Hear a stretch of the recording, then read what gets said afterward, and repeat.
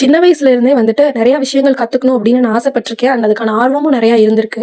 For எக்ஸாம்பிளுக்கு மேக்கப்பாக இருக்கட்டும், இல்லை மெஹந்தியாக இருக்கட்டும், இதெல்லாமே வந்து தனியாக ப்ரொஃபஷனலாக ஒரு அகாடமியில் போய் நான் கற்றுக்கணும் அப்படின்னு ஆசை இருந்துச்சு. பட் ஏதோ ஒரு விஷயத்தினால அது தள்ளி போய் அது ஆசை நிறைவேறாமையே போயிடுச்சு.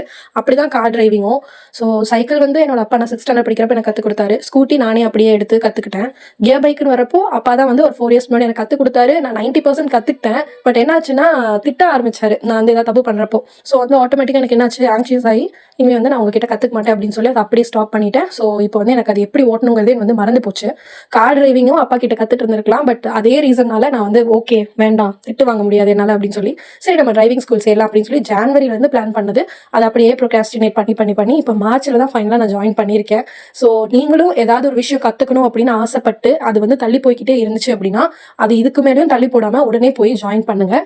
பிகாஸ் அது கண்டிப்பாக ஒர்த்தாக தான் இருக்கும். பிகாஸ் ரொம்ப நம்ம ஆசைப்பட்ட ஒரு விஷயம் அதை நம்ம கற்றுக்கிட்டு ஃபைனலாக வந்து அது அச்சீவ் பண்ணுறப்போ அந்த ஒரு ஹாப்பினஸ் இருக்கு இல்லையா?